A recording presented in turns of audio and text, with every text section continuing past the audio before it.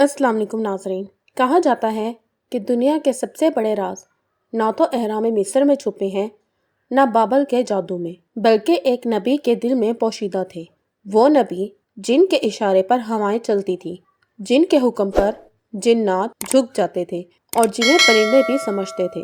وہ نبی جنہیں اللہ نے ایسا علم دیا جسے آج کی سائنس ابھی تک سمجھ نہیں سکی۔ وہ تھے حضرت سلیمان علیہ السلام۔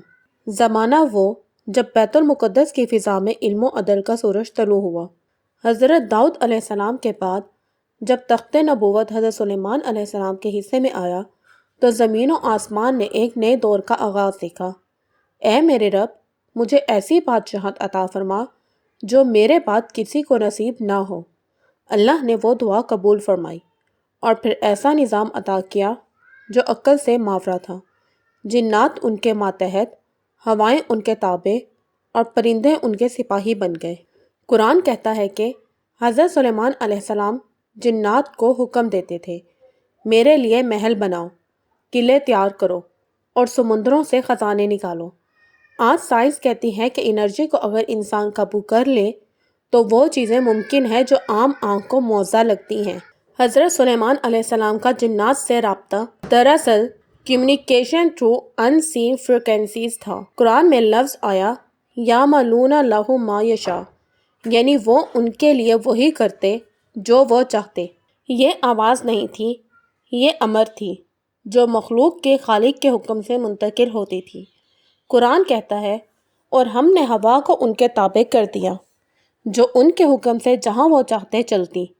سائنس آج تک یہ سمجھنے کی کوشش کر رہی ہے کہ ہوا یا پریشر ویوز کو کس طرح کسی مخصوص سمت میں قابو کیا جا سکتا ہے۔ آج کے ڈرون ٹیکنالوجی اسی تصور کی معمولی جھلک ہے، لیکن حضرت سلیمان علیہ السلام کے زمانے میں یہ سارا نظام بغیر کسی مشین کے صرف امر الہی سے چلتا تھا۔ ایک دن حضرت سلیمان علیہ السلام نے فرمایا، مجھے ہدہد نظر نہیں آ رہا، کیا وہ غیر حاضر ہے؟ یہ واقعہ اس بات کا ثبوت ہے کہ آپ پرندوں کی زبان سمجھتے تھے۔ سائنس آج بتاتی ہے کہ ہر جاندار کے اندر فریکوینسی کمیونیکیشن کا نظام ہے۔ برڈز کال میں فریکوینسیز کے ذریعے پیغامات منتقل ہوتے ہیں، یعنی جو علم حضرت سلیمان علیہ السلام کو وحی سے عطا ہوا، سائنس آج آلات کے ذریعے ڈھونڈنے میں لگی ہے۔ قرآن میں آیا ترجمہ، یعنی ایک طاقتور جن نے کہا، میں بلقیس کا تخت لاؤں گا اس سے پہلے کہ آپ اپنی مجلس سے اٹھیں، لیکن پھر ایک صاحب علم نے کہا، میں اسے آپ کے پلک جھپکنے سے پہلے حاضر کر دوں گا۔ یہاں صاحب علم کون تھا؟ یہ وہ شخص تھا جس کے پاس عزم اعظم تھا، ایک ایسا علم جو وقت، فاصلہ اور مادہ کی حدوں کو توڑ دیتا ہے۔ سائنس آج اسے کوانٹم ٹیلی پورٹیشن کہتی ہے، جہاں معلومات یا شے کو لمحوں میں منتقل کیا جا سکتا ہے، لیکن قرآن نے یہ راز صدیوں پہلے بیان کر دیا۔ یہاں ایک بات سمجھنا ضروری ہے، حضرت سلیمان علیہ السلام نے کبھی جادو نہیں کیا، قرآن صاف کہتا ہے، اور سلیمان نے کفر نہیں کیا بلکہ شیاطین کافر ہوئے۔ یہ آیات دنیا کو بتاتی ہے کہ جو کچھ حضرت سلیمان علیہ السلام کے ہاتھوں ظاہر ہوا وہ جادو نہیں بلکہ علم الہی تھا۔ سائنس جو آج ایٹم کے اندر جھانک رہی ہے، حضرت سلیمان علیہ السلام کو سمجھنے کے لیے ابھی بھی ہزاروں سال پیچھے ہے۔ حضرت سلیمان علیہ السلام نے کبھی اپنی طاقت پر فخر نہیں کیا، وہ جانتے تھے کہ یہ سب اللہ کا علم ہے۔ انہوں نے اپنی بادشاہت کو عدل، رحم اور ایمان سے سجایا۔ ان کی زبان سے ہمیشہ یہی نکلا، یہ میرے رب کا فضل ہے، تاکہ وہ آزمائے کہ میں شکر کرتا ہوں یا ناشکری۔ کہتے ہیں کہ حضرت سلیمان علیہ السلام کے دور میں جنات زمین کے نیچے، سمندروں کے اندر اور ہوا کے راستوں میں کام کرتے تھے۔ وہ قلعے بناتے، کانوں سے سونا نکالتے اور انسانوں کے لیے ایسے آلات تیار کرتے جو اس وقت کے کسی دماغ کے بس میں نہ تھے۔ قرآن کہتا ہے وَالشَّيَاطِينَ كُلَّ بَنَاءٍ وَغَوَاصٍ، اور ہم نے شیاطین کو ان کے تابع کر دیا جو عمارتیں بناتے اور سمندر میں غوطے لگاتے تھے۔ آج سائنس بتاتی ہے کہ زمین کے اندر ایسے عناصر ایلیمنٹس ہیں جنہیں نکالنے کے لیے انسانی جسم موزوں نہیں، مثلاً Moulton metals, high pressure gases اور زیر زمین وائبریشنز۔ لیکن اگر کوئی ایسی مخلوق ہو جو الیکٹرو میگنیٹ انرجی سے بنی ہو تو وہ ان جگہوں میں بآسانی جا سکتی ہے۔ یہی تو جنات کی فطرت ہے، نارے سموم یعنی آگ کی خالص توانائی سے پیدا کی گئی مخلوق۔ یہی توانائی آج سائنس پلازما انرجی کے نام سے پہچانتی ہے۔ حضرت سلیمان علیہ السلام کو جو طاقت ملی وہ اصل میں کمانڈ آور انرجی تھی، لیکن یہ قدرتی نہیں، الہ عطا تھی۔ وہ کہتے تھے یہ میرے رب کا فضل ہے۔ یہی جملہ پوری کہانی کی بنیاد ہے۔ سائنس آج اے آئی اور کوانٹم کمانڈ کے ذریعے چیزوں کو دور سے کنٹرول کر رہی ہے، لیکن حضرت سلیمان علیہ السلام کا کنٹرول حکم رب سے تھا۔ یہ وائس کمانڈ نہیں تھی بلکہ روحانی اجازت تھی۔ قرآن میں آیا ترجمہ یعنی جنات ان کے لیے جو وہ چاہتے بناتے تھے، محل، مجسمے اور بڑے بڑے برتن۔ یہ وہ دور تھا جب زیر زمین پر پہلی بار اسٹرکچر انجینئرنگ کا تصور آیا۔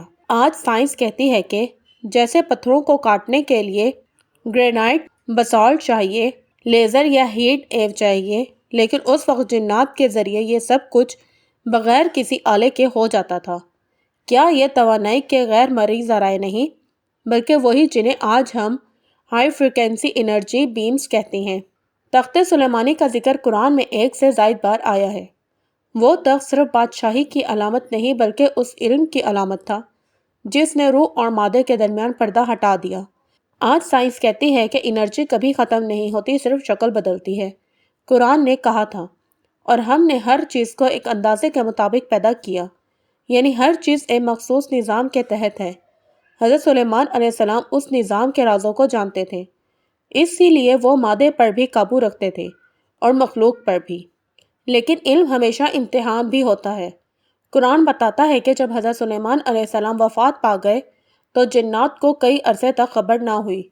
وہ ان کے لیے کام کرتے رہے، یہ سمجھ کر کہ وہ زندہ ہیں، یعنی جب وہ گر پڑے تب جنات کو معلوم ہوا کہ اگر وہ غیر جانتے ہوتے تو ذلت کے عذاب میں نہ رہتے۔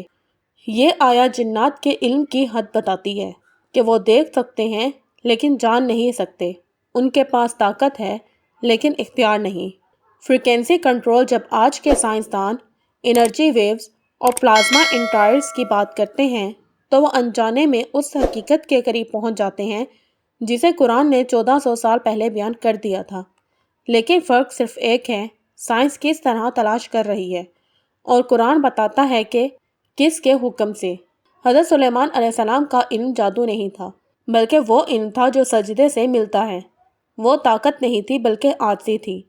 اور آج بھی اگر انسان یہ سمجھ لے کہ کائنات کا ہر ذرہ اللہ کے حکم سے چلتا ہے تو شاید وہ جنات کے پیچھے نہیں رب کی مغفرت کے پیچھے دوڑے۔ وقت گزرتا گیا اور حضرت سلیمان علیہ السلام کا تخت جس پر کبھی ہوا اور جنات جھکتے تھے زمین کی مٹی میں دب گیا، لیکن قرآن کے الفاظ رہ گئے اور آج بھی دنیا کے بڑے بڑے سائنسدانوں کو حیران کرتے ہیں۔ کبھی کوئی سلومون سیل ڈھونڈتا ہے تو کبھی کوئی رنگ آف کنٹرول کی تحقیق کرتا ہے، لیکن وہ سب ایک بات بھول جاتے ہیں، وہ انگوٹھی، وہ تخت، وہ علم سب اللہ کی امانت تھے، اور جب امانت واپس لی جاتی ہے تو زمین گواہ بن جاتی ہے۔ اے انسان، اگر تو چاہتا ہے کہ ہوائیں تیرے تابع ہوں، کہ دنیا تیری بات سنے تو علم حاصل کر، مگر اس علم کے ساتھ سجدہ بھی رکھ۔ حضرت سلیمان علیہ السلام کا سب سے بڑا کمال ان کی بادشاہی نہیں تھی بلکہ ان کا شکر تھا۔ وہ جانتے تھے کہ طاقت بغیر ایمان کے خطرہ ہے، اس لیے ان کے زبان سے آخری وقت تک صرف یہی الفاظ نکلے، یہ میرے رب کا فضل ہے۔ حضرت سلیمان علیہ السلام چلے گئے لیکن ان کے علم کی روشنی آج بھی باقی ہے۔ سائنس ان کے قدموں کے نشانات پر چل رہی ہے، مگر ایمان والے جانتے ہیں کہ اصل علم تجربے سے نہیں بلکہ وحی سے آتا ہے۔ وہ نبی جنہوں نے جنات کو قابو کیا، ہواؤں سے باتیں کی، پرندوں کی زبانیں سمجھی، مگر اپنے رب کے آگے جھکنے میں کبھی غرور نہیں کیا۔ یہ تھی حضرت سلیمان علیہ السلام کی کہانی، علم، عاجزی اور ایمان کی۔ اگر آپ بھی یقین رکھتے ہیں کہ قرآن میں چھپے راز ہی دنیا کی اصل سائنس ہے تو اس ویڈیو کو سبسکرائب ضرور کریں تاکہ ہم مل کر اور بھی وہ سچائیاں جان سکیں جنہیں وقت نے مٹی میں چھپا رکھا ہے۔